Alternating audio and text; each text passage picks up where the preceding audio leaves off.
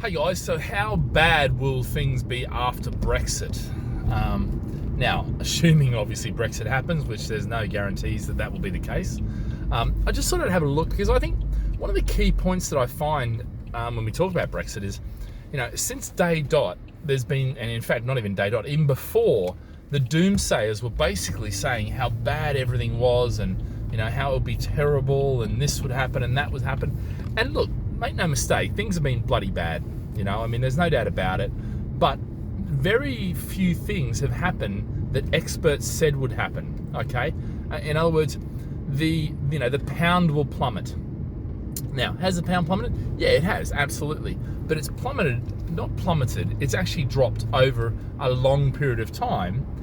So there was an initial drop, yes, and then pretty much it stayed pretty stable. And then when we realised that politicians are bloody idiots and that didn't, it dropped again and dropped further. But at the end of the day, realistically, it hasn't plummeted to the point where, it's unaffordable. One of the things I believe too is that actually the devaluation of the pound will actually play into our favour if we have a global recession in the not too distant future, which, I'm sort of mid 2021. So that's my prediction anyway. That's aside from this. You can watch one of the other videos to see what I mean by that. But the interesting thing I find is that, most of the predictions, London losing its, predominance as the predominant financial area, hasn't come to play and looks like it's not going to come to play. Yes, we've lost some, head offices and things like that. But actually, if you look at the head offices we've lost to, the majority of those haven't gone overseas. They've gone to Birmingham and Manchester. Why? Because it's my belief now that we used to, when we, 2012, 2014, we pretty much had one global city, which was London. Now we have three, which is Manchester and Birmingham. And really that just shows you what, the positive effects have been happening. Now, the challenge I see with the whole of the UK is that it really is a two-tier country now, because basically you've got London, Manchester, Birmingham, possibly a bit of Leeds and Liverpool, but they're sort of, I guess, the next tier down. And apart from that, there's not a lot going on in a lot of other places. Now that's going to be, quite, I'm going to cop it, sweet, aren't I, for saying that. But realistically, the funding in those areas has not been great. Yes, you've got HS2 areas and things like that, but there's, for me, it's those three places, maybe Liverpool and Leeds, that are still getting, a bit more, attention, a bit more investment. But, the dropping and the dropping of London as the centre isn't really happening. And in actual fact, look, living in Singapore and travelling to Hong Kong and Malaysia and that, people still want to send their kids to London, to get school. So it's still very much an option, and it hasn't lost its gleam, from just Brexit happening or not happening or stringing out or that. So, I don't think London is going to lose. I think the pound, yes, but the pound might bounce back if we don't have Brexit. But also, if Brexit happens and we actually start signing trade deals and getting things sorted, will we? Well, that's anyone's guess, and really that is a throw that roll of the dice, and I don't think anyone can know what's going to happen there.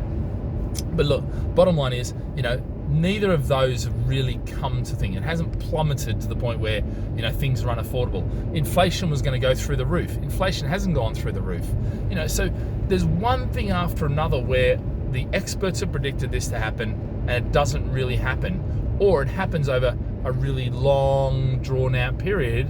So it has, its effect isn't felt as bad as, a 30% drop in the pound in one day and it stays down. That we haven't really seen that sort of dramatic boom, or 100,000 jobs are taken away from London. In actual fact, London, if anything, what happened in the last recession is the financial capital of London, which was, we were reliant on finances.